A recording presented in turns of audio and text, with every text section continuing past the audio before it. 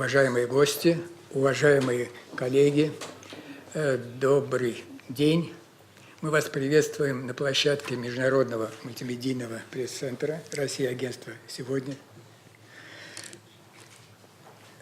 Цель нашей встречи сегодня – пресс-конференция на тему о Конституции будущей Сирии. Участники нашей пресс-конференции – два сирийских курда, а именно член комитета платформы «Астана» по разработке Конституции будущей Сирии, профессор Эрбильского университета, президент Института политики и прессы Радван Бадини Али и член комитета платформы «Астана» по зонам деэскалации, руководитель научно-исследовательского центра мониторинга и анализа ситуации в Сирии Салах Эд-Дин Биляль. Его центр находится в Дюссельдорфе.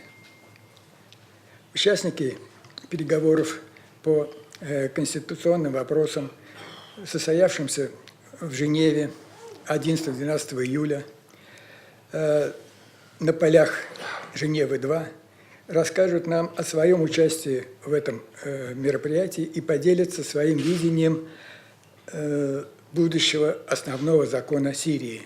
Основного закона, который должен быть непременно плодом творчества граждан Сирии и приемлемым для всех, без исключения, слоев сирийского общества. Ну и также в ходе мероприятия будут затронуты другие вопросы, связанные с урегулированием в Сирии, ну, в частности, вопрос, связанный с созданием зон деэскалации. Ну и вот, там, если говорить уже, то как эти зоны соотносятся с курдскими территориями. Вот. И прежде чем я передам слово нашим уважаемым гостям, я хочу сказать, что у нас сегодня не круглый стол, у нас пресс-конференция. Это раз. И, значит, право голоса, естественно, стопроцентное у наших выступающих спикеров и у аккредитованных журналистов. Ну и также это право преобладающее. Ну и если время остается, мы также дадим слово и уважаемым гостям, те, кто там записался как гости. Но опять же не слово, а задать вопрос. Если вы с чем-то не согласны, пожалуйста, задайте вопрос. Но совыступлений, пожалуйста, не нужно, потому что, во-первых, и время нам не позволяет, а во-вторых, нам, в общем-то, поскольку это пресс-конференция, мы выслушаем мнение наших спикеров, и если не согласны, зададим им вопрос, они вам ответят на него. Удовлетворит вас это или нет, это уже история покажет. Во всяком случае, я думаю, что у нас не ток-шоу, к которому вы привыкли на телевидении, а просто вопрос-ответ зала к выступающим. Пожалуйста, кто первый из вас? Пожалуйста. Я надеюсь, никого не обидел, что там, если кому-то вопросом не достанется. Ну, тем более, мы уже не первый раз здесь. Добрый день.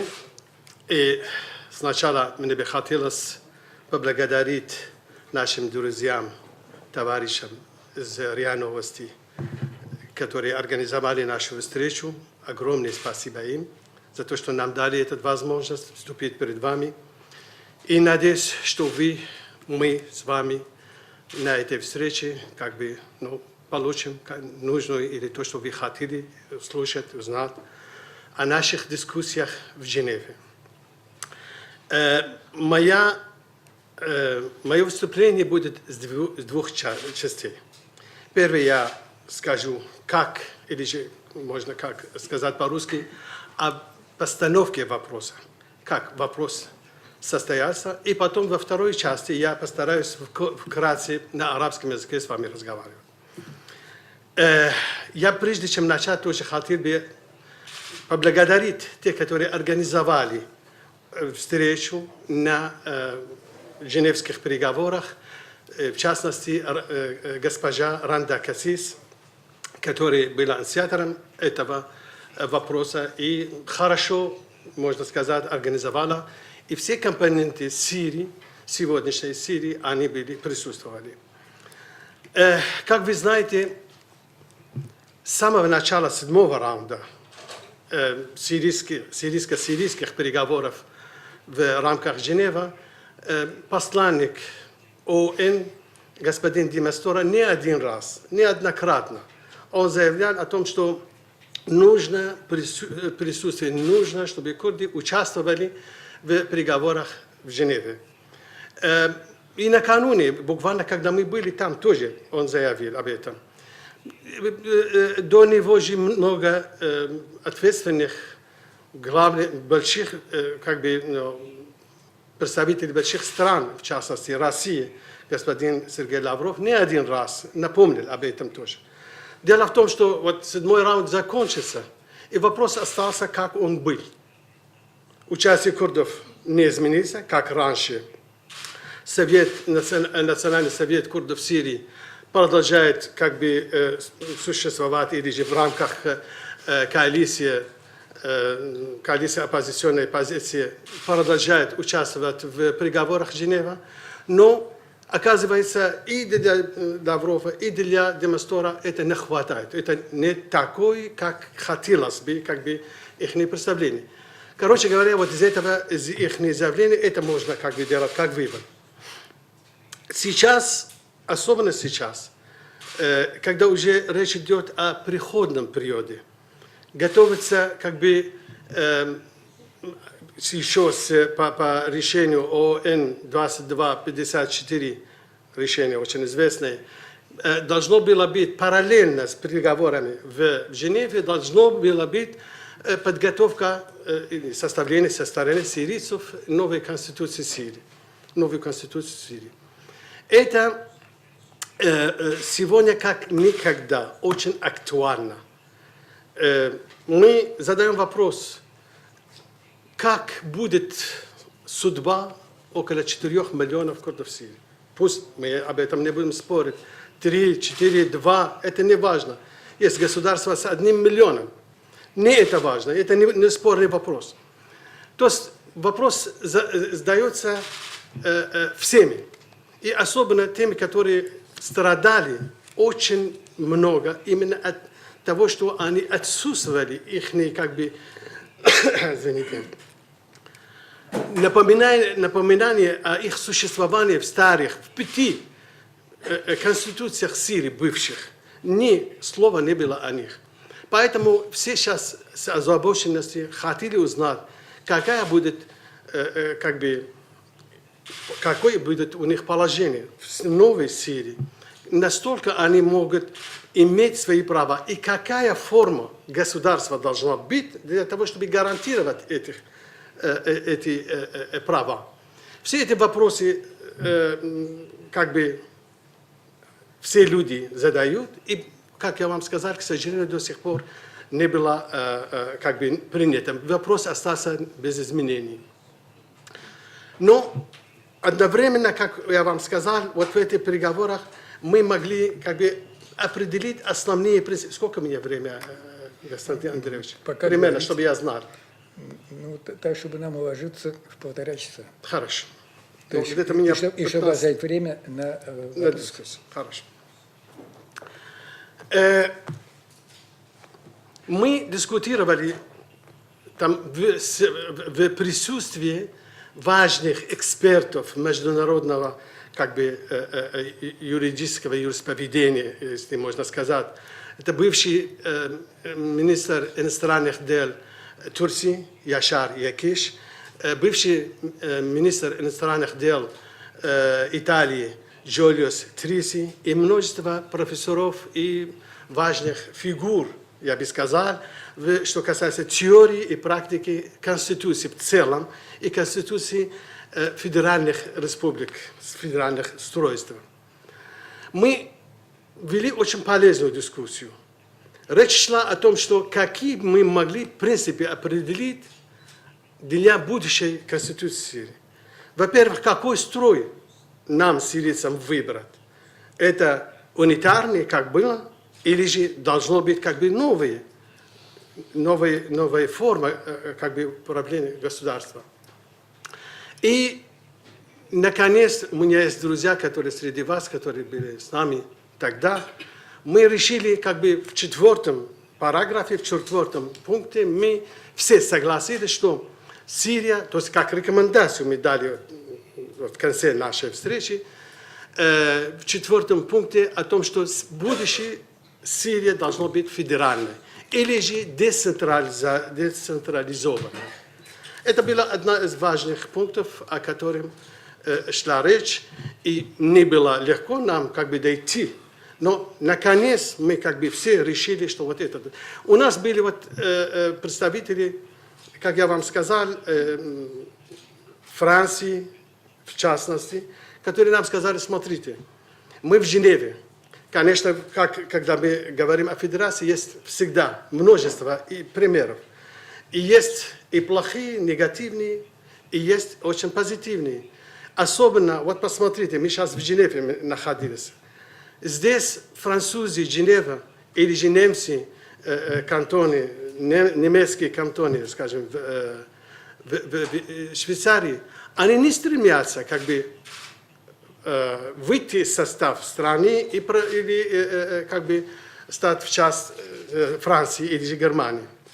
Почему? Потому что они чувствуют себя свободными. Все их права очень удовлетворены, и они никогда, вот у них нет вот такой желания.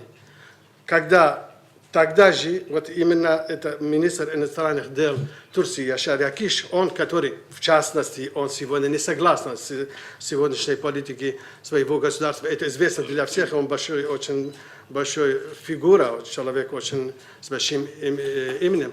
Он сказал, что, посмотрите, если мы решили бы у себя вопрос, мы бы закрыли этот вопрос, или же это стремление отделиться от Сирии, или же как бы какие-то сепаратистские, будем сказать, тенденции, которые существуют и развиваются среди курдов. Мы все были согласны с этим выводом. Сегодня, как никогда, нам предстоит делать новую конституцию, цивилизованную, которая признает бы наши дифференциации, наши разницы, наши как бы религиозные, национальные принадлежности. И это мы как никогда должны вот именно сейчас оформлять между собой. Сейчас я перехожу на арабский язык, если вы меня позволите, так как я буду говорить уже о сущности, какие вот эти принципы, которые мы предлагали там. Только не забудьте, что вам надо оставить время еще для коллеги и для зала. 5 минут, 5 минут, я думаю. Я не буду очень много.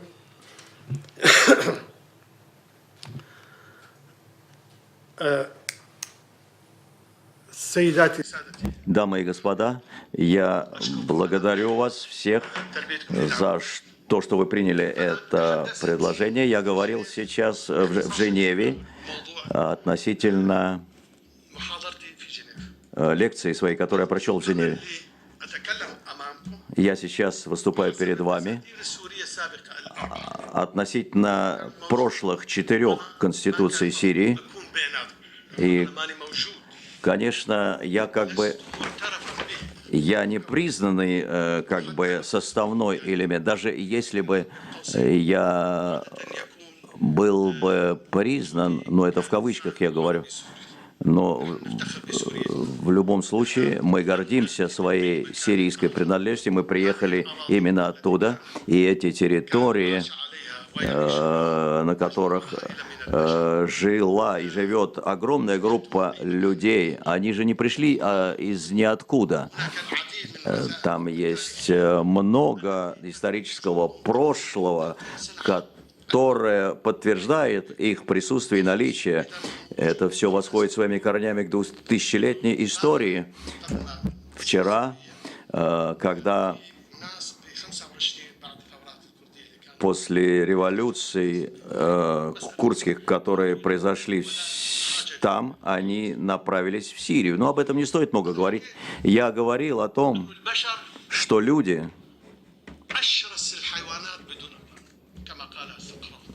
Сократ называл человека или людей дикими зверями в том случае, если они не соблюдают закон. Но, естественно, то, что находится разница определенная в их положении, это все естественно.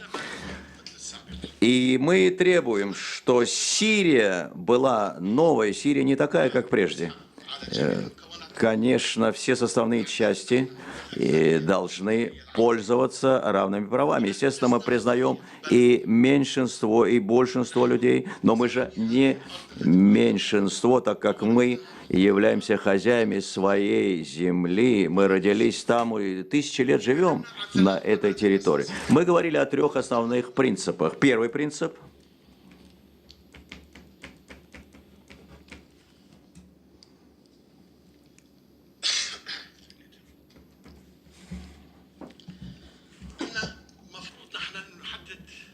это то, что мы должны определить 3 основных положения для того, чтобы после этого объединить наш путь будущей Сирии.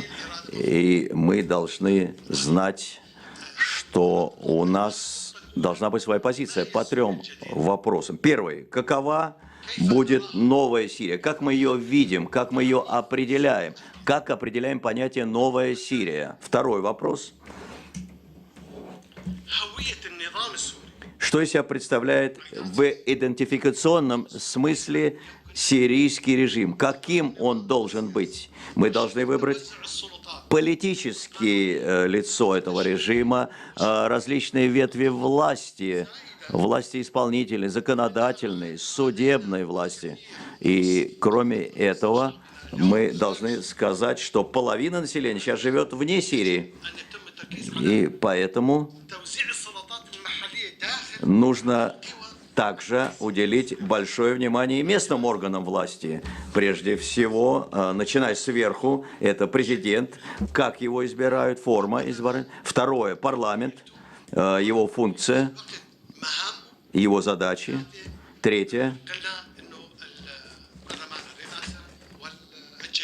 и, естественно, третье – это армия. 3 составные части. У нас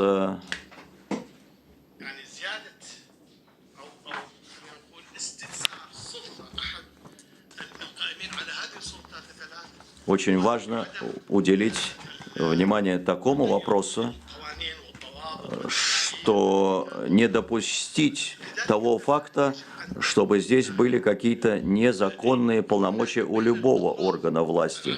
И вот между всеми сторонами политического процесса должен быть достигнут консенсус в этих 3 пунктах. И я именно об этом говорил в своем выступлении. Я не хотел бы занимать много времени. Я лично говорил в своей речи, с которой я выступал, относительно 7 пунктов, о которых мы должны договориться и достичь консенсуса, прежде чем разрабатывать и принимать Конституцию. Есть принципы, есть ориентиры, и которые мы должны обязательно учитывать. Мы не можем достичь мира в Сирии, пока мы не определим вот эти исходные пункты и положения. И я в заключение хотел бы сказать с своего выступления сейчас, что сегодня мы задаемся вопросом, о какой справедливости может идти речь, о какой стабильности может идти речь, о каком мультикультурализме, пока не осуществятся основные национальные права, права самоуправления, федеративное устройство. Пока вот основные права не будут осуществлены, и которые Вы знаете, были 4 президента в Сирии, которые не делали различия между арабами и курдами. Они не признавали в то же время, что какие-то есть различия, что ситуация стабильна, но это было давно, десятки лет тому назад.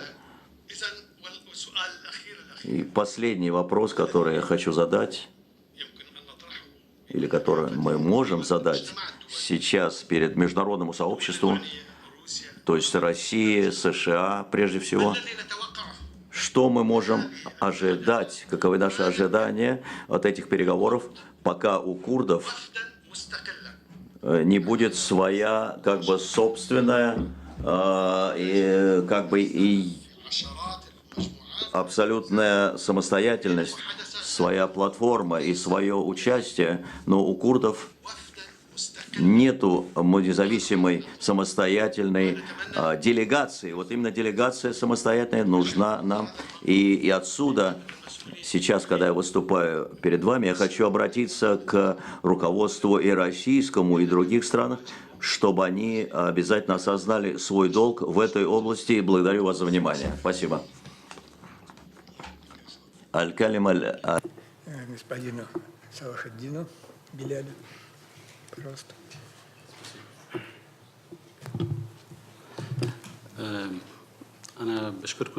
Я благодарю вас всех за то, что вы пришли сегодня сюда. Благодарю организаторов нашей пресс-конференции за предоставленную возможность. Конечно, господин Радуан уже говорил о Конституции. Тема эта связана также с соглашением о зонах деэскалации в Сирии. Мы считаем, и вот в наших работах и исследованиях, которые мы готовим, что любой вопрос, касающийся переходного периода, должен начинаться сначала с урегулирования самого конфликта вооруженного. Должны быть решены именно эти вопросы. То есть надо сначала отрегулировать те вопросы, которые касаются военных аспектов, а потом переходить к другим. Мы знаем, что процесс начался в Астане, и 25 апреля было достигнуто соглашение об этом. Но продолжение, практическое осуществление этих вопросов, учитывая, что Женева была Астана была прелюдией к Женеву, естественно, было очень важным делом.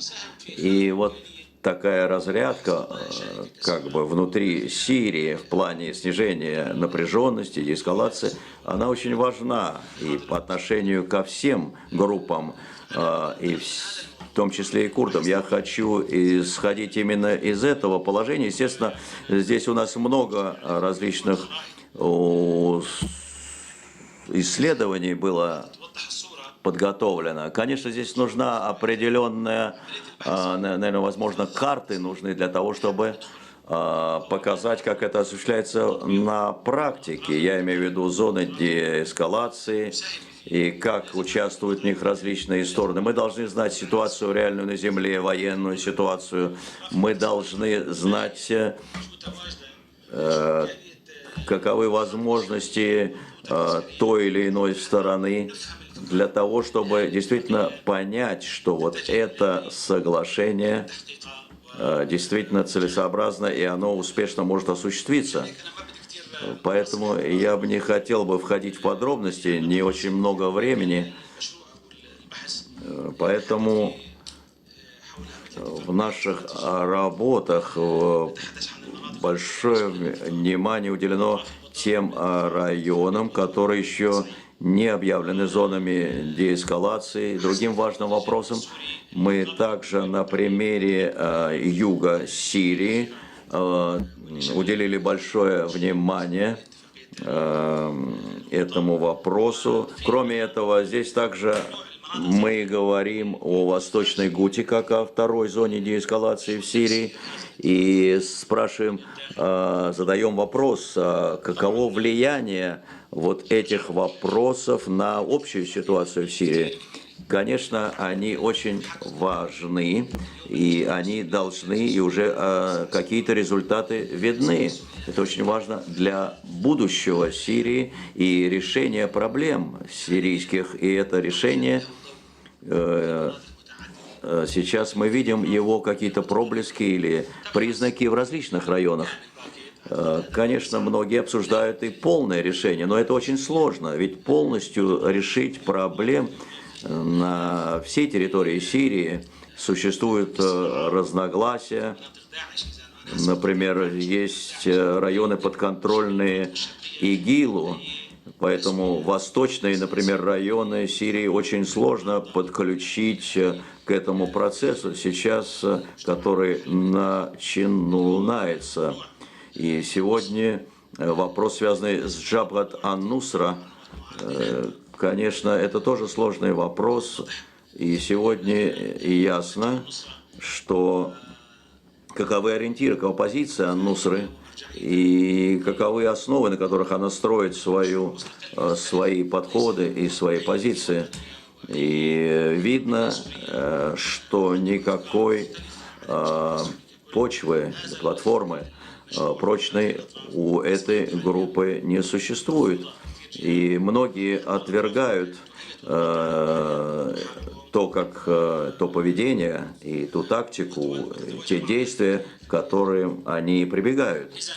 Поэтому, чтобы более ясной стала ситуация в военной области, конечно, нам нужны какие-то, возможно, дополнительные средства и материалы. Конечно, я не буду говорить о районах Латаки, Идлиба и так далее. Нужно знать ситуацию на земле, что происходит там в реальности. И, конечно, это время займет очень много, а время у нас мало. Но мы же хотим в то же время еще услышать ваши вопросы, которые вы наверняка зададите.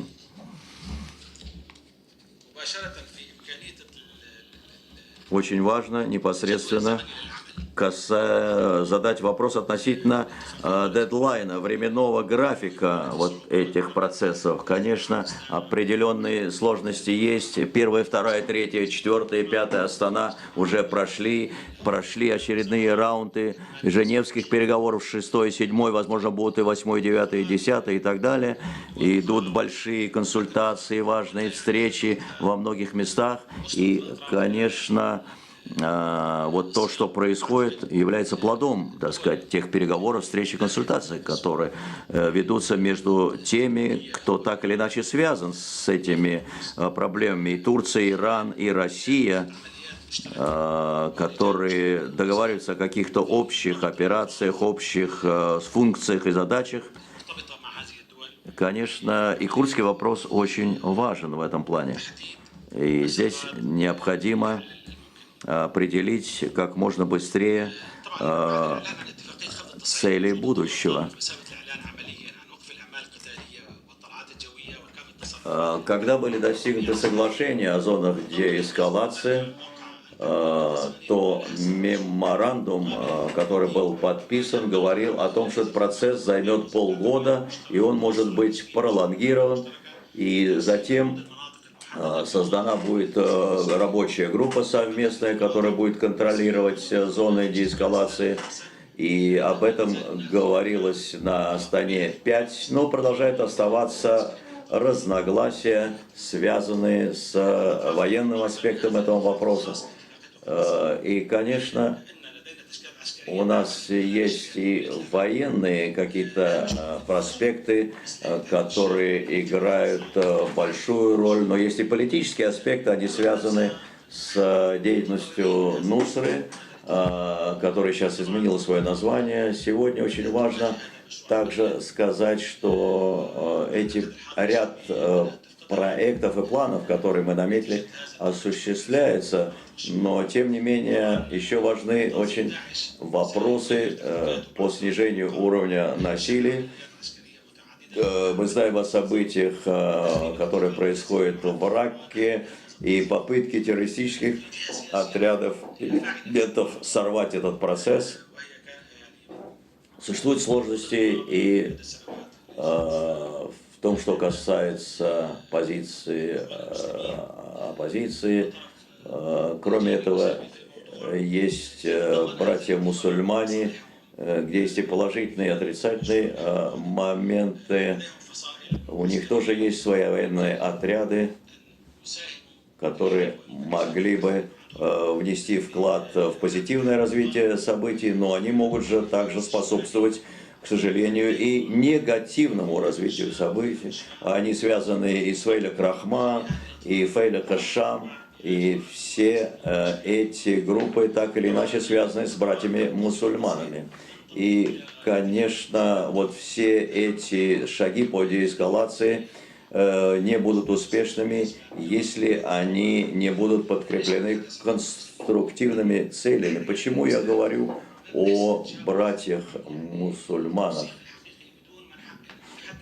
Потому что я не хочу определять какую-то сторону или называть имена, но необходимо сказать, что они получают международную помощь со стороны таких стран, как Турция. И здесь военная сила, которая, или потенциал, который был создан, он, конечно, объективно говоря,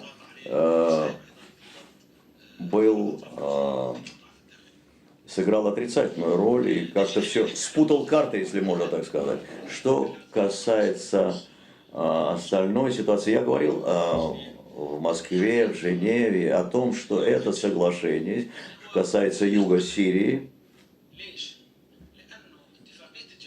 Есть определенные вопросы.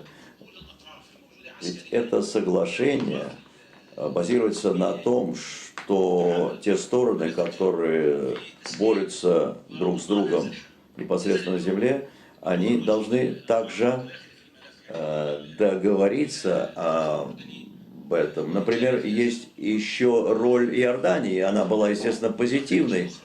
И другие страны залива, например, некоторые также сыграли позитивную роль. Но дело в том, что в некоторых отрядах слышен такой, я бы сказал, тон несколько конфронтационный и даже экстремистский. И поэтому здесь есть проблемы, но есть и, в общем-то, уже платформа, на которой можно строить дальнейшие шаги. Очень важна была российско-американская договоренность. И сегодня решение сирийской проблемы не будет положительной, если мы не будем уделять внимание постепенно каждому району отдельному сирийскому, для того, чтобы достичь там определенных успехов и принимать во внимание все аспекты, в том числе роль Ирана, Турции и так далее. И все это, если не решится, очень трудно будет достичь успеха. Поэтому мы говорим, что важно, естественно, соглашение по югу Сирии, и очень важно, что об этом договорились Россия и США. Это очень важно с точки зрения безопасности. У каждого, конечно, есть свои условия и своя позиция по национальной безопасности. Это касается и курдского вопроса. С самого начала революции в Сирии и событий в Сирии об этом говорилось. Были различные лозунги.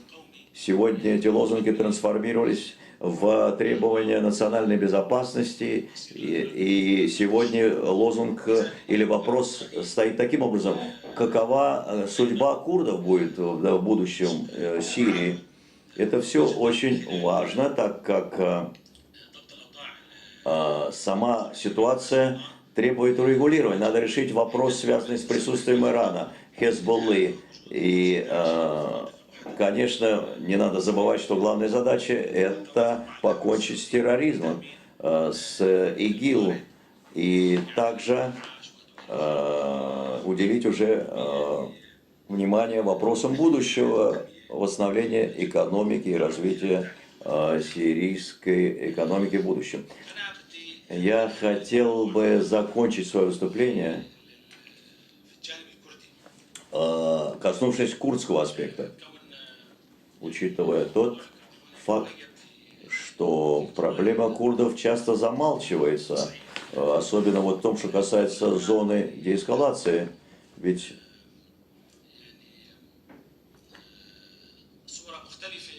у курдов есть свое видение природы конфликта в Сирии.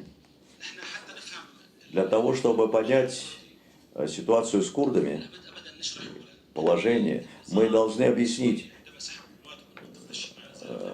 прежде всего, что когда сирийский режим вывел свои войска из севера Сирии, партия Демократический Союз установила контроль,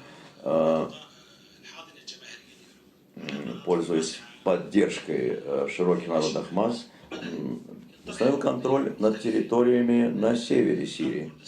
Здесь, конечно, есть такие вопросы, как Западный Курдистан, Сирийский Курдистан, автономия. Эти вопросы задавались и официально, и неофициально. И, конечно, партия Демократический Союз должна была эти вопросы также решать и учитывать.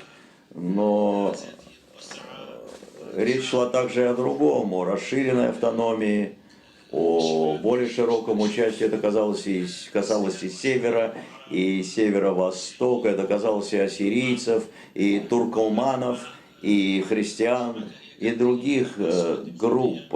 И вот силы демократической Сирии, конечно, получили поддержку и помощь со стороны Соединенных Штатов Америки. И вот эта большая помощь и поддержка обеспечила, так сказать, присутствие постоянное партии Демократический Союз в этих районах. Но те достижения, которые были осуществлены, связаны также с тем, что здесь существуют и вызовы. И эти вызовы, с ними многие, так сказать, не согласны различным причинам, в том числе причины регионального характера, причины, связанные с менталитетом и с опасениями, связанными с тем, что получат курды в будущем в Сирии. Конечно, федерализация и односторонняя – это процесс довольно сложный. Здесь надо помнить и о роли Турции. И это большая проблема, нужно прямо сказать. Американская помощь, она заключается только в борьбе с терроризмом. Это тоже, конечно, с одной стороны важно, но здесь есть и опасения. Мы и говорим об этих опасениях. Что касается российской стороны, которая использует различную тактику, можно сказать, что позиция здесь России не отличается от позиции Соединенных Штатов, в том числе, что касается борьбы с терроризмом. Но в то же время здесь важна и позиция Сирии. И если коснуться позиции Ирана, то у иранцы тоже ведь вмешиваются в этот вопрос. Мы знаем, что существуют так называемые силы Хашта-Шаби, то есть типа военного, народного, точнее, ополчения. Мы знаем, что сейчас идет наступление на Ракку, и понимаем, что здесь определенные сложности есть, так как наличие вооруженных формирований иранских также играет определенную роль. Здесь есть определенные сложности, и здесь необходимо разъяснить четко цели и задачи каждой из этих групп. И вот по этому вопросу в нашем центре есть определенные позиции,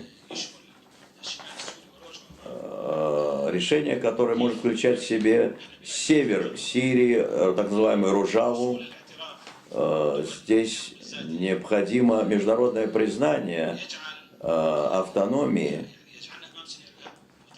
которое нас поставит перед рядом сценариев. У нас есть образец. Возможно, это все может осуществиться или не осуществиться, но мы сейчас анализируем, что касается признания со стороны международной, какой-то силы, не обращаясь при этом к Организации Объединенных Наций, это, конечно, очень важно. Например, можно взять в качестве образца ситуацию в Молдавии или Абхазии, Осетии, Южной Осетии и так далее. Конечно, можно какое-то частичное осуществить признание этой автономии, а затем уже закрепить его международным решением, международной резолюции, как это произошло в Косово. Но здесь роль Соединенных Штатов и Турции сейчас очень важна, и она пока не совсем ясна. И Турция, конечно, вмешивается в эту ситуацию, но здесь прежде всего важен консенсус, который может быть достигнут. И здесь очень важна позиция рабочей партии Курдистана, но четкой позиции и решения пока не видно. Многое зависит от США. Есть и другой сценарий, это сирийский консенсус при участии России и Соединенных Штатов. Здесь, конечно, можно говорить о самоуправлении курдском тех территорий, где компактно проживают курды, где они составляют большинство. Вот такой сценарий видится нам реальным, и мы его называем расширенным самоуправлением, расширенной автономией. И последний сценарий или последний образец, он, конечно, может рассматриваться с точки зрения и автономии, и расширенной даже автономии, но здесь очень важно, как будет развиваться процесс, связан с насильственным переселением тех или иных групп местного населения, и как этот процесс вообще будет отрегулирован. И вот этот образец или этот сценарий может быть осуществлен в том случае, если будет достигнут международный консенсус. И здесь очень важно этот вопрос решить, потому что пока речь идет о централизованной системе, я имею в виду видение сирийского режима будущего Сирии, и здесь также очень важно этот вопрос решить. Но я хотел бы подтвердить, что это исследование очень важно, так как мы говорим здесь о решении проблемы для всех сирийцев, а не решение для какой-то группы определенной. Но есть другой подход, конечно, который заключается в том, что существует определенный район, где находится и компактно проживает та или иная группа. В случае, если вопрос в этом или том регионе будет успешно решен, этот опыт можно распространить на территорию Сирии в будущем. Благодарю вас за внимание. Я на этом заканчиваю свое выступление. Двух курдских наших коллег, сирийских курдов. То, что они высказали, это их версия, скажем, или то, что они хотели бы видеть в новой конституции новой Сирии, ну и по поводу других вопросов, которые поднял уважаемый Салахуддин. Ну, а теперь, пожалуйста, уважаемые коллеги, задавайте вопросы. Вот начнем с РИА Новости. Все-таки мы РИА Новости. Мархабан, шукран джазилен. Благодарю вас. Меня Андрей Кашанов. Мой вопрос господину Белялю. Течение завтра сирийское хотело бы провести конференцию, широкую конференцию по вопросу будущей конституции Сирии. И на ней могли бы присутствовать и эксперты из Сирии и из других стран. Вы намереваетесь принять участие в этой конференции? Это Она должна пройти в конце августа или в начале сентября. И как вы координируете ли этот вопрос с Альга, то есть завтра, и с другими течениями? Сегодня у сирийцев есть возможность поставить те или иные вопросы на рассмотрение, в том числе решение. Но это можно сделать все внутри самой Сирии и силами самой Сирии. Но мы знаем, что существует определенная группа, которая переезжает из одной гостиницы в другую, из одной страны в другую и обсуждает эти вопросы. Сегодня мы будем говорить об этом. И если у течения завтра, сирийское течение, которое называется завтра, есть этот проект, мы приветствуем его. И, конечно, мы будем участвовать в любом месте, оно пусть произойдет. И если это будет способствовать решению сирийской проблемы в целом и различных ее аспектов в частности, конечно, мы будем участвовать. 12 миллионов пострадали от этого конфликта. Конечно, очень важно такое мероприятие провести. Сирия для нас – это наша родина, у нас другой родины нет, и мы должны достигать консенсуса. Любую мы приветствуем инициативу в этой связи. Второй ряд. Благодарю вам за эти очень важные разъяснения. Мой вопрос господину Али, если можно. Вы говорили о федерализации централизованной. Я хотел бы, чтобы вы пояснили, потому что федерализация и централизованный режим, то здесь какая-то определенная разница есть. И вы говорили о создании или формировании единой курдской делегации в переговорах в Сирии. Я слышал, что есть же разногласия между различными курдскими структурами. Вы говорили также о роли американцев, о роли США в Курдистане. В одном из арабских журналов, после того, как вошли в Ирак, я сказал, что американцы вошли туда не потому, что они любят курдов. Могут ли американцы использовать курдский козырь, что ли, для решения региональных и геополитических вопросов? Могут ли курды выбирать между идеологией национальной арабской и исламской идеологией? Но что ближе все-таки к курдам? Потому что известно, что вот эта национальная идеология, она более светская, чем другая исламская. Поэтому этот вопрос очень важен. Спасибо. Большое спасибо за этот вопрос, потому что он состоит из трех частей. Прежде, разница между федерализацией и децентрализацией, а я говорил децентрализация, заметьте, конечно, это очень важно для сирийской конституции. Я только всего лишь говорил о том, что было, о том, что произошло ранее. Здесь была точка зрения, она как бы разделилась, кто выбирает федерализацию, а вторые выбирали децентрализацию. Но расширенную децентрализацию.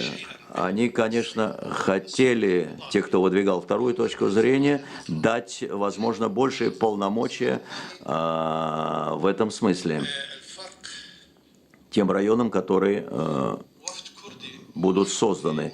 Второй вопрос связан с единой делегацией курдов на женевских переговорах. Я считаю, что с точки зрения исторической, юридической, мы как составная часть, не обязательно все должны занимать одну позицию, но должна быть делегация одна.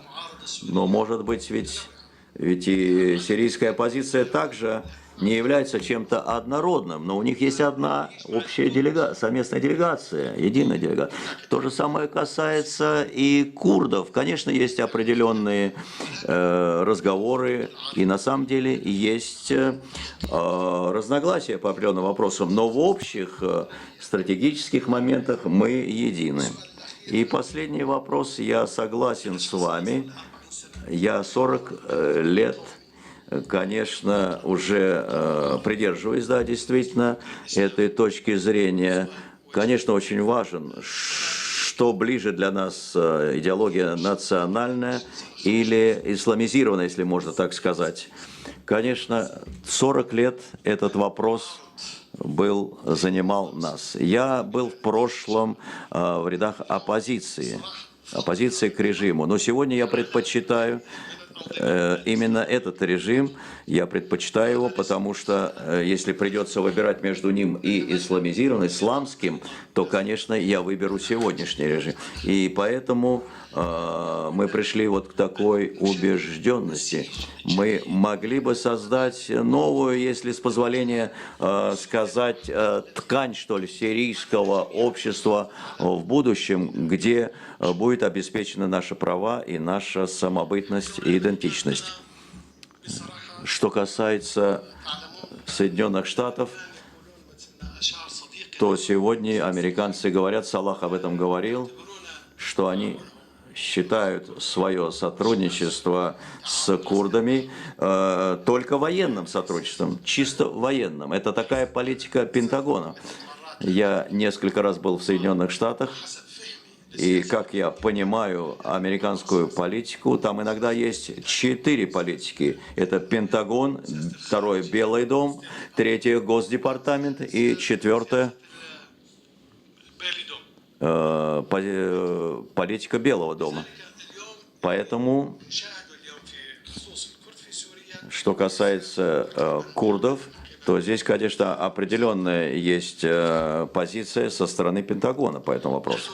Мы хотели бы, чтобы мы не были таким козырем, который использовали те или иные стороны в своих интересах, но политика – это искусство возможного, и поэтому здесь только определенные есть варианты решения этого вопроса. Это касается Сирийского демократического союза и другие стороны. Спасибо. Я думал, что удовлетворил вас своим ответом.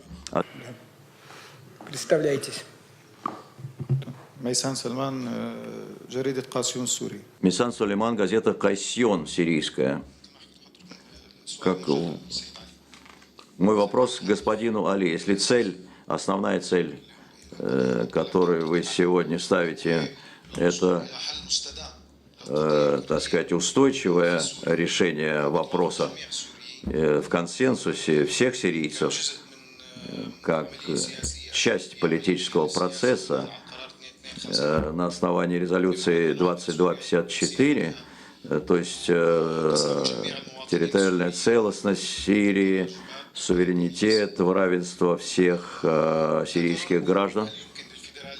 Но вот именно федеративное государство Сирии, если будет создано, сможет ли оно осуществить эту цель? Или федеральное устройство, как считают многие сирийцы, будет таким, в общем-то, не совсем постоянным решением, потому что ведь есть ряд аспектов, которые могут противоречить решению сирийского вопроса в общем. Могут ли сирийцы, достигая такую цель, рассматривать и другие альтернативы, которые обеспечили бы децентрализацию в той или иной форме, широкую децентрализацию, так, чтобы это гарантировало и территориальную целостность, и суверенитет, и равенство, главное, самое, стран, и обеспечивать национальные права и курдов, и других групп населения Сирии. Спасибо. Спасибо за этот вопрос. То это очень важный вопрос. Если бы ситуация в прошлом, о которой мы сейчас говорим, Если бы были частичные хотя бы решения, пусть некоторых вопросов, это связано с различными аспектами, и статистическими, и так далее. Это сейчас не важно, не будем касаться деталей и не будем касаться роли ООН, то, конечно, можно было бы решить этот вопрос именно так. Но есть опасения, как я, необоснованные опасения по поводу термина федерализации. То есть здесь, конечно, есть разногласия. Тысячи групп, возможно, малых и других, которые говорят о том, какой должна быть будущая Сирия. Если как бы смотреть на позицию каждой страны и учитывать ее как-то, мы ничего не достигнем в итоге. Я думаю, и моя позиция заключается в том, что курды, и я не заметил, что многие из курдских, так сказать, отрядов или групп требуют выхода, или какие-то сепаратистские у них есть в этом смысле настроения. Я имею в виду, что те меньшинства, которые находятся в различных странах, они признают этот принцип. Ну, например, возьмем народы, которые живут на территории Сирии. Символические вопросы, например, касающиеся паспорта, национальной валюты и других документов. Все эти проблемы существуют. И когда люди чувствуют полную свободу, то у них нет никаких сепаратистских устремлений, и они не хотят выйти из того или иного государственного образования. Я не знаю, удовлетворил ли вас ответ на вопрос, но вот так вкратце я ответил на него. Спасибо. Сурьян ФМ. فايز حوالي سوريا. Файз Хавали, Сурия. Благодарю вас за это пояснение. У меня два вопроса к Али и к Белялю. К Али. Многие опытные политологи говорят, давайте не будем входить в историю, чтобы не выходить из географии. Вы говорите, что история курдов богата, 2000 лет она насчитывали. Но до этого откуда они пришли? И кто владел этой землей? Это с одной стороны. С другой стороны, сколько вообще курдов сегодня, если взять заявление Мистуры, он говорит, что не более 5% всего населения Сирии. Но что доказывает это? Что сила Демократического союза Сирии, где большинство сирийцев, курдов, простите, не превышает 7000. И вопрос к Ридвану. Вы требуете, что была бы единая делегация курдов и независимая делегация, независимо от других делегаций. Что вы хотите быть представителями Соединенных Штатов, что ли, на переговорах в Женеве? И еще вопрос.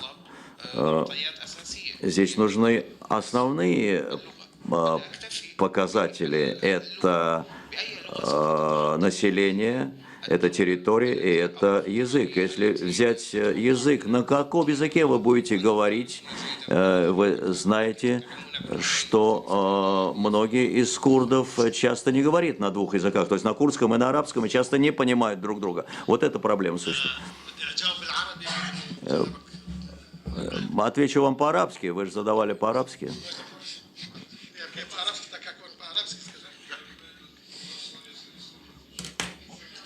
Не слышно, что говорят, кто задает вопрос. Говорите в микрофон, пожалуйста. Когда задаете вопрос, говорите в микрофон, иначе вас не слышно никого. Никого не слышно.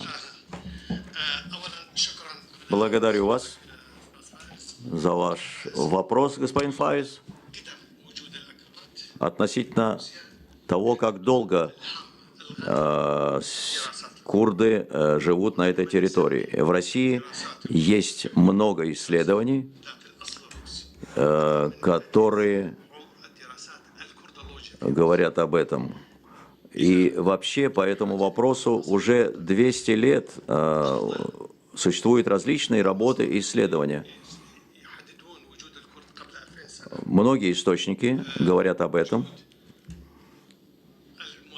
о том, что 2000 лет уже курды живут на этой территории, но есть работа, одна очень важная, научная, греческого исследователя, который говорит о курдском присутствии в этом районе.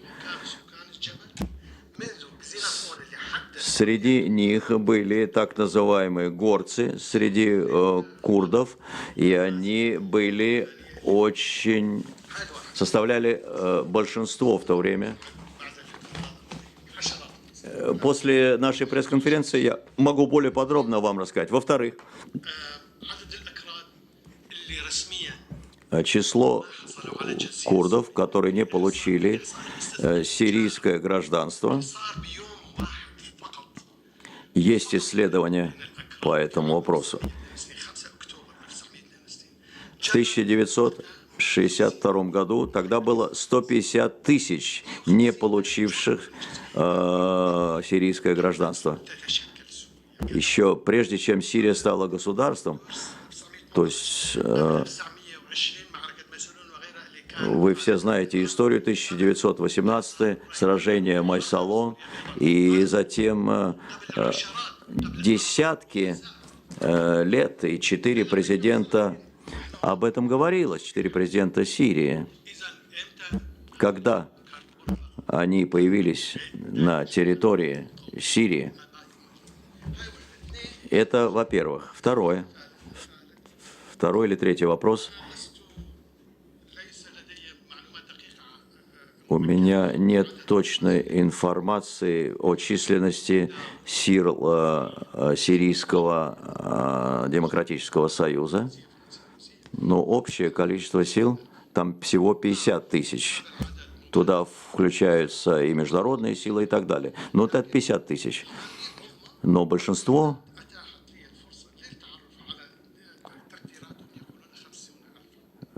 тех, кто исследовал этот вопрос, говорят о 50 тысяч. Конечно, это может быть цифра не совсем точная, но она существительна. Когда вы мне задаете иронический вопрос, хочу ли я представлять интересы Соединенных Штатов на Женевских переговорах, вот в такой курдской делегации, я откровенно вам скажу, что США,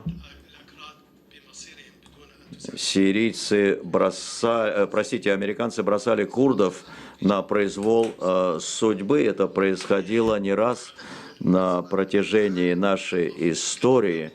И, естественно, как великая страна, они должны были поддерживать были курдов в соответствии с их же обещаниями. Но мы, если бы мы жили в мире и существовали в мире, мы преисполнены были бы решимости решать свою судьбу сами, без любого иностранного вмешательства и без их помощи. Спасибо.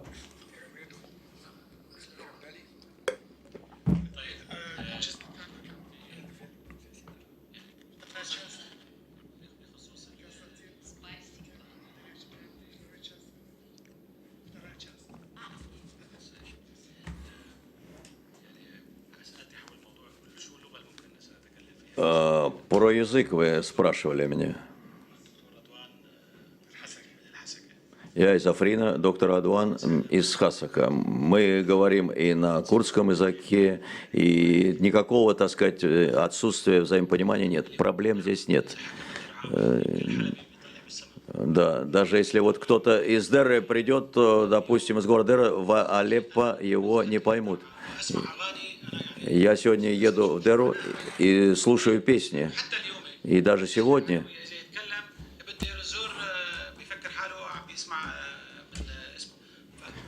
Если брать даже различные районы Сирии, то там тоже могут люди друг друга не понимать, тот или иной диалект, но здесь идет взаимное обогащение, тем не менее, языка, и люди, конечно, совместно участвуют в решении очень важных вопросов. Есть весенний праздник Навруз, он касается курдов, и в Сирии курдам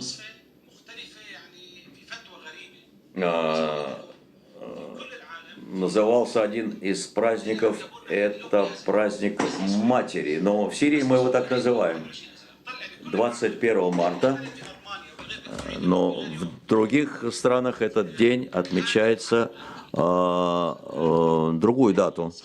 Но очень важно, конечно, этот вопрос учитывать, и мы нуждаемся в новой культуре. Мы должны слушать друг друга. У нас есть общие песни, общие танцы, общая культура, шире говоря. И поэтому это же касается и языка. Я в многих конференциях принимал участие, принимается заявление о курдах, говорится «курдский народ». Я говорю, это очень опасный термин. Мы не должны говорить, употреблять этот термин, мы должны употреблять здесь определенный артикль, и это очень важно, потому что речь идет и, так сказать, и политических вопросах, а не чисто о лингвистических только. Поэтому я говорил о зонах деэскалации с точки зрения различных групп, но дело в том, что здесь нет победителей и здесь нет побежденных, в том случае, если решение вопроса будет идти постепенно. Благодарю вас за внимание.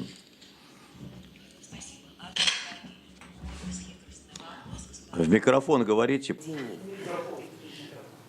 Пардон? Ближе? Хорошо. Ну, судя по тому, что я услышала, у меня создается впечатление, что у курдов особой-то гарантии оптимизма по поводу вот тех принципов, тех позиций, которые у них есть, и которые они во всех своих встречах Женева или Астана, но у меня такое впечатление, что курдов не слышат. Потому то, что вы говорите, что вы отошли от оппозиции, мне ваша точка зрения совершенно симпатична, потому что я понимаю, что это, в сегодняшней ситуации это наиболее реалистичный подход. Но ежели Сирия выйдет из того коматозного состояния, в котором она находится сегодня, вот в той счастливой будущей Сирии будут ли приняты и услышаны курдские позиции?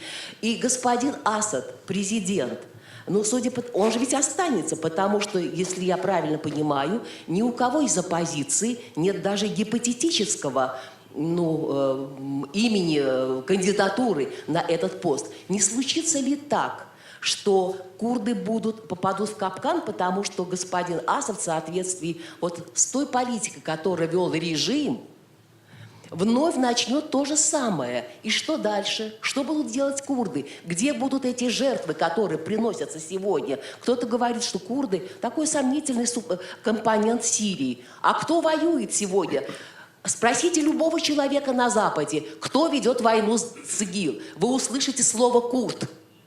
Вот со всем тем, что я сказала, ваша точка зрения, готовы ли вы продолжить свою позицию вот в том направлении, в котором вы нам озвучили?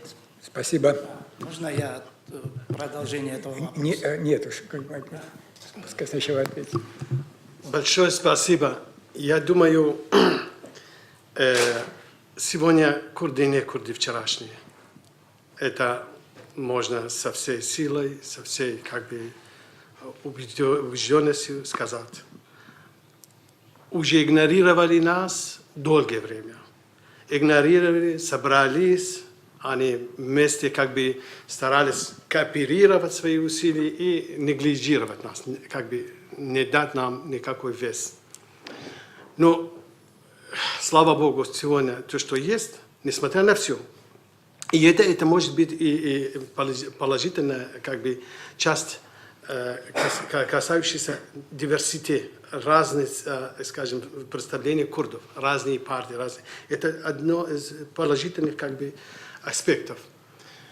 Сегодня курды, по данным тоже можно спорить, но данные, которые есть в общей прессе, мировой прессе, говорят, контролируют 22% с территории Сирии.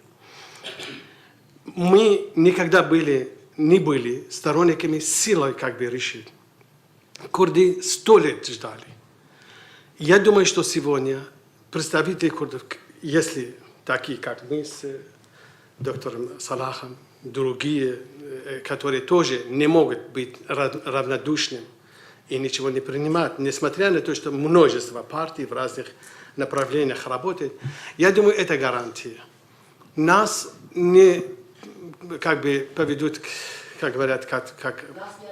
Да. Сегодня это, слава Богу, курды достаточно сильные, организованные.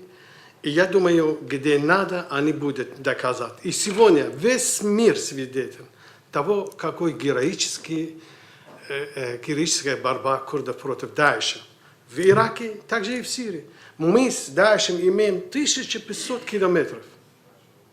Никакая другая нация, никакое другое государство не сопровождает и не ведут вот такую борьбу против зловещей силы мира, которые угрожают весь мир, всю цивилизацию, всего мирового общества, весь мир. Поэтому единственная гарантия не отчаиваться нам, себя самим, себя как бы только подбадривать и иметь уверенность, что мы дойдем до конца.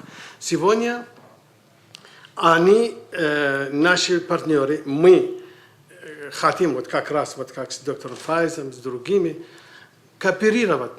Нам не нужно внешние силы, если мы были способны решить судьбу свою. Если мы сами могли бы писать, договориться о каком-нибудь цивилизованном тексте в нашей Конституции, я вот это могу сказать. Большое спасибо. Так, еще вопрос, пожалуйста.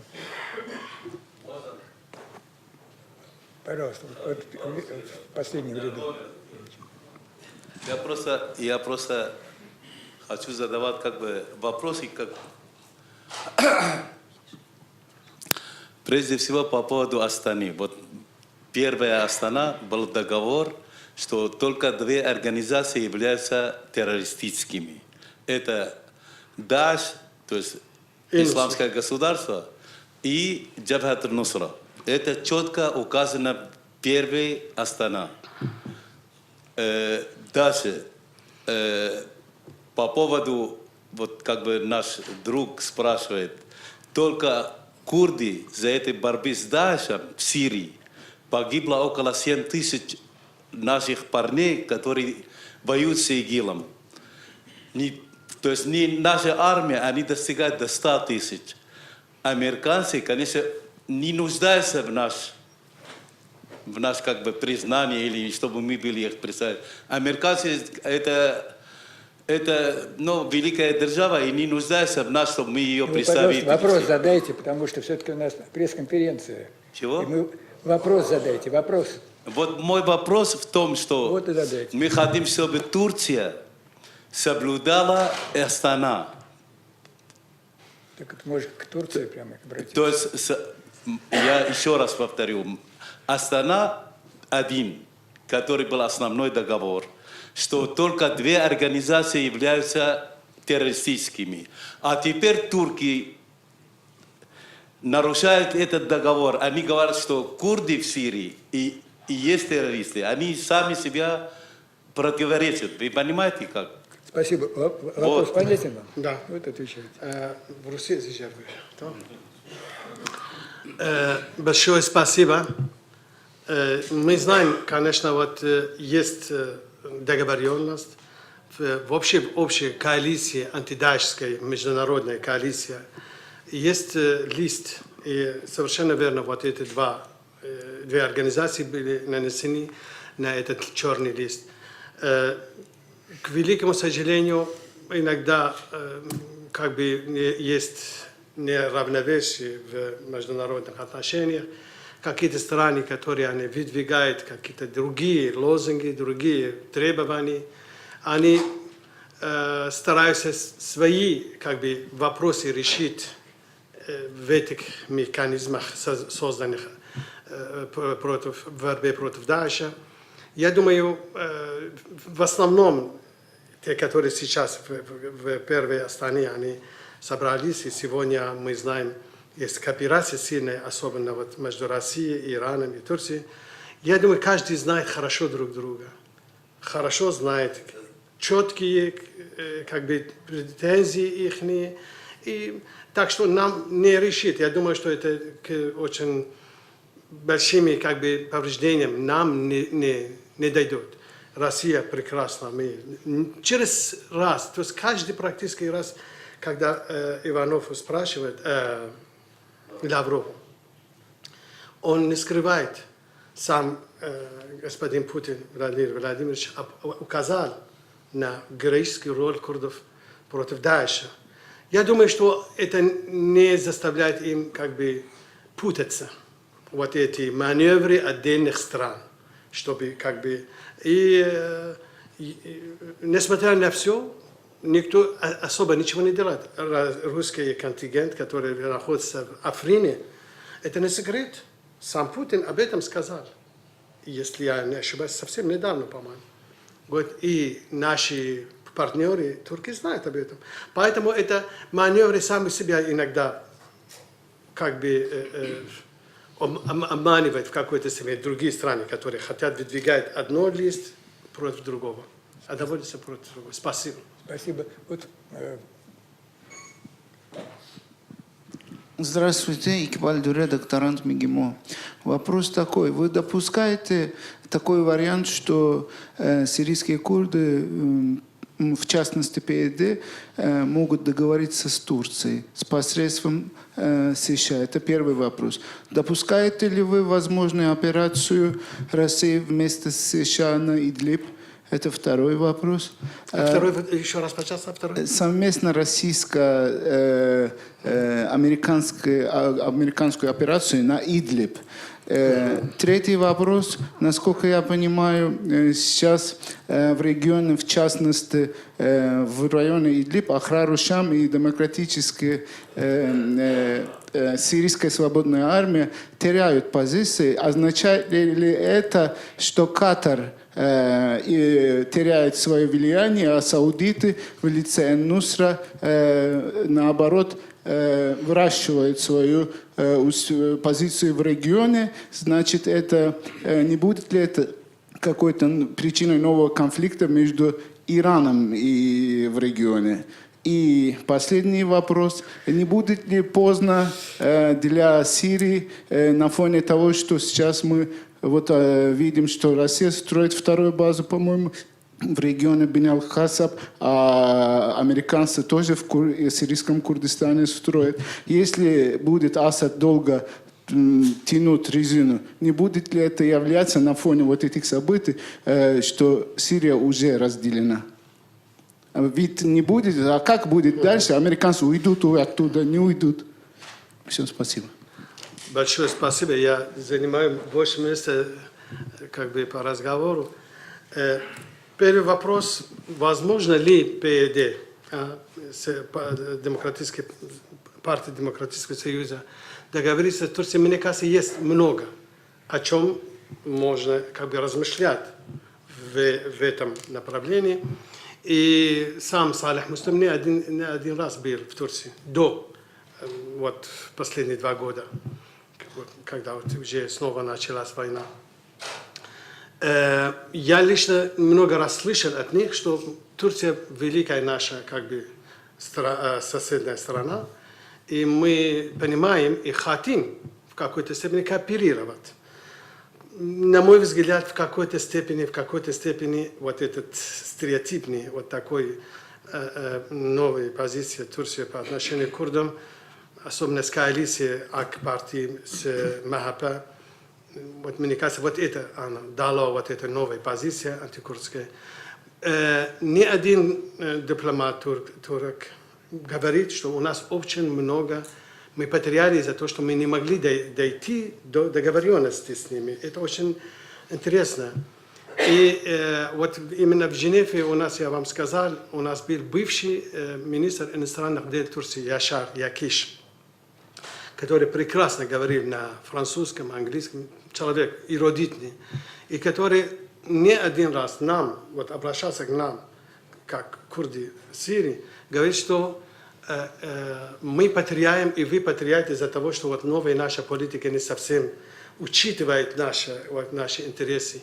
И нужно нам всем как бы снова рассматривать вот все то, что произошло, кровопролитие и так далее. Что касается, мне кажется, совсем недавно тоже один депутат АК-партии тоже сказал, что нужно вернуться. Есть вот такие, но вы сами из Турции, вы лучше меня знаете в перспективе этих отношений. Я вот так могу. Что касается России с американцами в Идлибе, понятно, из всех там около Дамаска, с Гута, Шаркия, с Гута в целом, с Хомса, с Хаме, из многих мест, они, то есть множество людей, которые были, скажем, не угрожены, их привезли в других в Идлиб. Часто они были именно, принадлежали этими группами, террористическими группами. Сегодня это тоже большой челлендж всему мировому обществу, что делать с ними. Их собрали в одном месте, а теперь что? Оставлять их, дать им эмират делать свой, что, по мнению многих, не очень многим, но некоторым государствам это может быть и полезно быть. Но я не думаю, что вот этот зло можно как бы оставлять, особенно когда он сейчас разбирается со всеми группами террористическими. Я думаю, что говорят о многих сценариях, я не буду очень там разъяснить. Один из этих – это Россия. Говорят, вот то, что в прессе известно, в договоренности с турками хотят как бы войти в Идлиб через этот коридор, который захватили, и как бы потребовать счет от них и вообще их ликвидировать. Вот одно из сценариев, который есть. Насколько турки будут готовы, так как это многие из них, они были именно воспитаны, тренированы там. Это трудно как бы угадать, что какой будет выбор, но вот так есть. Конечно, там же Ахрар Шам и этот Тахрир. Вот все эти группы есть вот колебания в общих, то есть среди больших представителей больших стран в названии этих групп, но в целом они, конечно, сегодня они, после того, как потеряли поддержку в основном Катара и частично Саудовской Аравии, это тоже не секрет, это же мы не раскрываем никаких секретов, они сейчас мало, как бы, маленькие группы, они не обладают и не могут контролировать большие территории. Но я думаю, что эти большие страны найдут общее вот такое решение, которое будет в интересах всего, скажем, вот, мирового сообщества и вот этой коалиции против Даишской. Спасибо. То, что сегодня Сирия, она разделена, мы уже коснулись. Мы говорили, что действительно, и поэтому нам нужно как никогда больше нам как бы выявить нужный нам как бы метод, средства, воли, чтобы как бы снова объединиться. Спасибо. Зачем? Вопрос. Как? Зачем? Как зачем? Шутить будем потом. Да. Оратора не слышно. Вопросы в микрофон задавайте, пожалуйста. Это, я думаю, что вопрос не ставится. Я тебя понимаю, вас понимаю, как вот, ну, просто как реакция. Сирия тоже это сайт СВИКу. Дорогие задающие вопрос друзья и товарищи, через микрофон вас не слышно. Да, хорошо. ответ, вопрос, зачем? Ну, вот ответьте. Ну, я думаю, во-первых, нам, может быть, он будет оформлять свой вопрос. Да, здравствуйте, еще раз спасибо за все, что вы нам объяснили, выяснили, что я не понимаю один вопрос. Мы как курды, именно как курды. Я согласен с сестрой, то, что завтра, если этот власть опять вернется и соберет сил, мы еще раз останемся за бортом. И не надо говорить, что мы гаранты. Такой понятия нету в политике.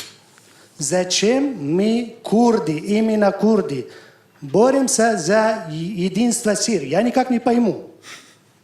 Мы можем бороться именно. Вопрос такой, почему мы не работаем отдельно именно и с русскими, с Россией, и с американцами? Они решают судьбу района. Арабы сами по себе не хозяева своего района. Смотрите, что творится в арабском мире. Пришел, взял 500 миллиардов долларов. Нету хозяева там. Поэтому я считаю, зачем? Нам надо работать именно над курдским вопросом, а не на объединение Сирии. Это не, мне кажется, это мое мнение, это не нашу в пользу. Спасибо, но мы немножко уклонились от темы, потому что вопрос мы сегодня обсуждаем, так сказать, что должно быть в новой конституции будущей Сирии. Там напишет кто-то, вот, например, вы, что вы хотите отделиться, ну напишите. Ну, как будет? Мы сейчас говорить не будем. Сейчас вопрос о конституции, которую на себе возьмет сирийский народ. Вы пока сирийский народ. Тогда зачем говорить о том? Ну вот когда это произойдет, если, не дай бог, произойдет, то тогда решите. Ну, так как вопрос задан, я просто доктор Джоан, он очень известный врач, дантист. Пока еще у нас здесь представители сирийского народа, и курды, и арабы, и ассирийцы, и кто угодно. Я думаю, пока вот политически никакие партии официально не ставят другой цель, как разделиться, или же даже федерация это в последнее время стала модной, более приемлемой требований. И мы не хотим дать повод ни шовинистическим, ни экстранационалистическим группировкам, нас обвинять в том, что мы не на хорошей базе юридической. Мы требуем свои права в цивилизованном государстве, хотим быть не исключенными из всех своих прав. И сейчас пока вот это, мне кажется, наиболее реальные требования, которые все курды единые и требуют вот это. Поэтому наши чувства или же наши сентиментальные, в кавычках, и часто оправданные требования можно потерпеть еще немножко. Нам нужно быть со всеми, как надо уважать правила игры. Спасибо. Так. Только задайте вопрос, а не рассказывайте. Хорошо. Здравствуйте. Спасибо вам большое за объяснение, за вот этот, скажем, тезисы, которые вы рассказали нам о ходе событий, которые происходят в Женеве, в Астана. Но как раз как курдский эксперт, у меня к вам вопрос по именно Конституции будущей Сирии.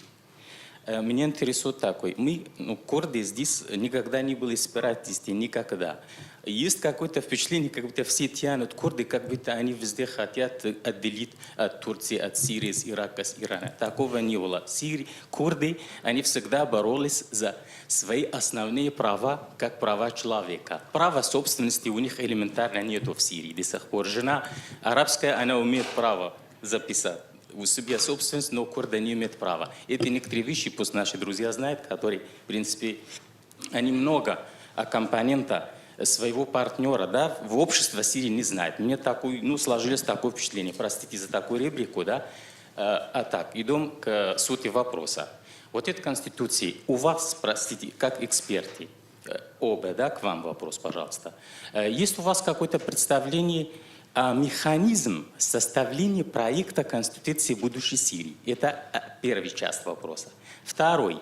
Механизм принятия этой Конституции именно. Есть у меня, как я полагаю, два варианта. Прошу прощения. Первый может быть согласование, поскольку здесь, как многие друзья знают, что как-то другие игроки, которые за кулисами подписи ставят, и также, потому что Джабхат ан-Нусра, который где-то ее как теоретическая, она зачисляется до сих пор, она ищет тоже, как на ее территории, да, кто, она согласна с этой конституцией или нет. Она будет составлять, ее допускается в этом. А потом референдум. В случае референдума у вас есть представление, каким образом этот референдум будет? И в условии, что половина народов в стране нету, независимо от этнической принадлежности эти народы, эти граждане, которые они уехали из страны. Спасибо большое.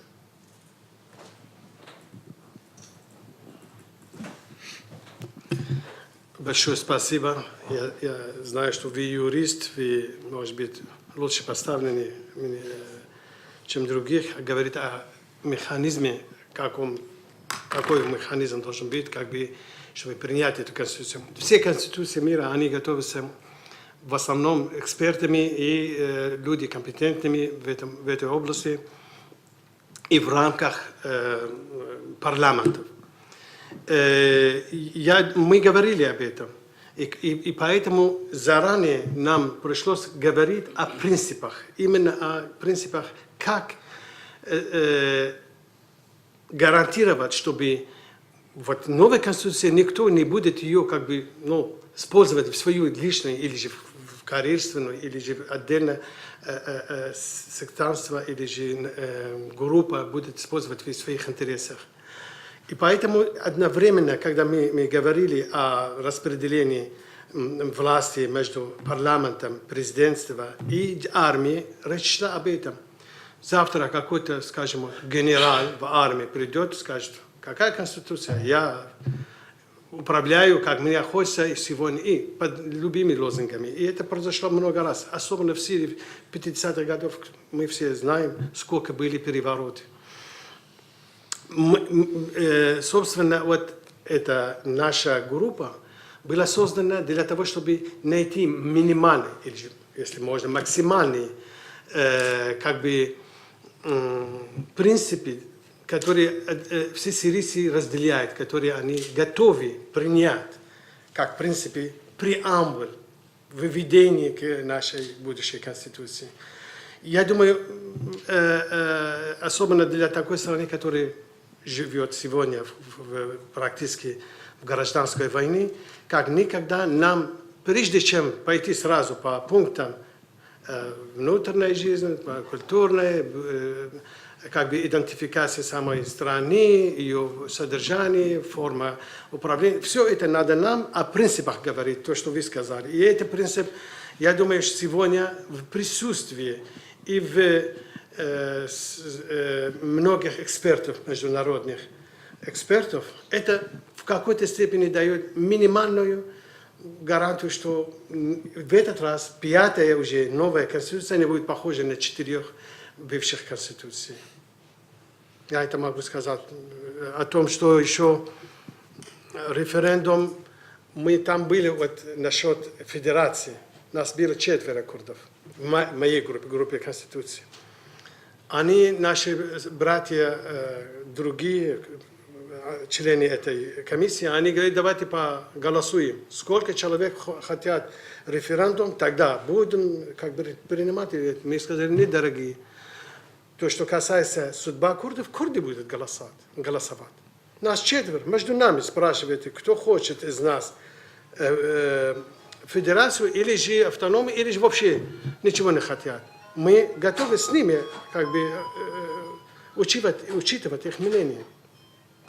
А среди большинства, которые не курды, в основном там арабы, наши братья, конечно, это не будет справедливо их спрашивать о судьбе других. Они могут быть и не согласны, особенно в нынешних, сегодняшних условиях. Я уверен, товарищ Файз, как многие другие, которые здесь или в других местах, они потихонечку, мы можем убедить друг друга. Мы не можем это игнорировать навечно. Права вот такой толпы, столько миллионов. И как бы только, скажем, на этих каких-то устных договоренностей как бы лимитироваться. Спасибо. Так, есть еще вопросы? Давайте, значит, у вас, да? Вот это будет последний вопрос. Хорошо. Евгений, да, хорошо. Евгений Педанов, журнал «Международная жизнь». Вопрос такой. На осень намечен референдум о курдской автономии в Ираке. Как, по-вашему, что нужно учесть в иракском опыте создания Конституции, чтобы предотвратить повторение подобного сценария в Сирии? Спасибо, Евгений. Этот вопрос именно и даже в нашем круге тоже был как бы обсужден. Наши братья арабы, сирийцы, говорят, что какой гарантии вы сейчас требуете федерацию, так же, как в иракском Курдистане, и завтра вы потребуете референдум, вы как бы отделяетесь.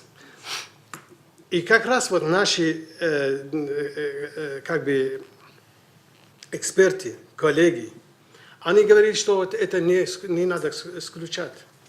Если они будут чувствовать себя, они полноценные граждане, они имеют все то, что они хотят, и это не противоречит интересам других народов Сирии. Почему они потребуют делиться, если они будут как бы satisfait, как бы говорят по-французски? Иначе никто никогда не мог только силой определить судьбу, скажем, других народов и ограничиться только силой. Что касается в иракском Курдистане, я там живу уже долгие годы.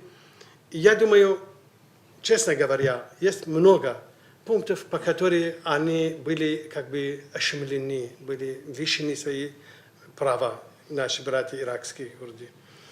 Что касается статус пешмерга, кто не знает об их героической борьбе против Даиша, сколько тысяч людей отдали жизни и крови, сколько они принимали как бы меры для того, чтобы освободить других народов, не только курдов, ассирийцев, христиан, курды-езиды, конечно, курды. Я имею в виду, они отдаленные были, их районы. Пешмерга они везде воевали, и теперь до сих пор они не должны были получить как бы свою зарплату, как часть иракской армии. Хотя это в Конституции четко и ясно было выяснено. Было объяснено. Это раз. Что касается, я как преподаватель университета, наши тоже зарплату там сняли.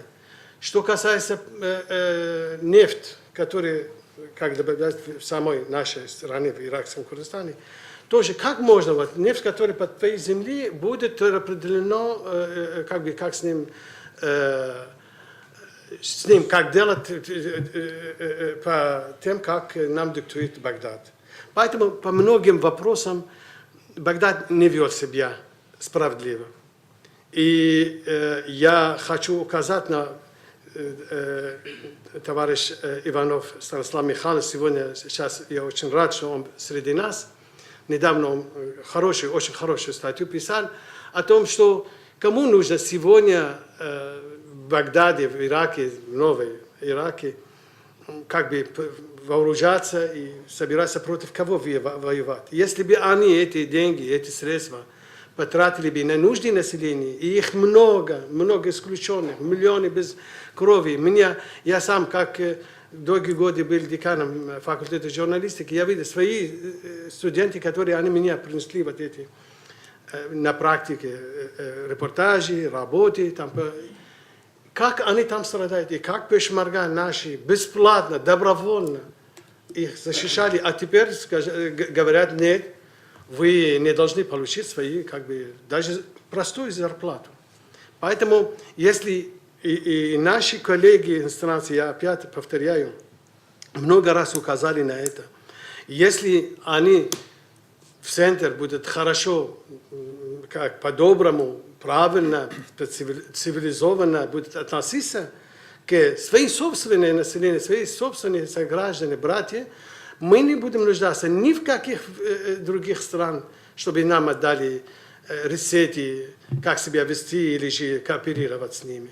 Мы могли бы, мы взрослые народы, тысячелетия живущие совместно в этом регионе. Поэтому я думаю, то, что произошло в иракском Курдистане, я лично не исключаю, что может и произойти в Сирии, если такой же будет исход.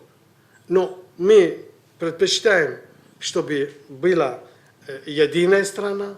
Дамаск, почти 1 миллион курдов живут в Дамаске. Кто не знает семья Аюби, семья Зеркали, тысячи семей, которые по происхождению. Сам Салах-ад-Дин Аюби сколько лет там вел. Короче говоря, все это вы знаете.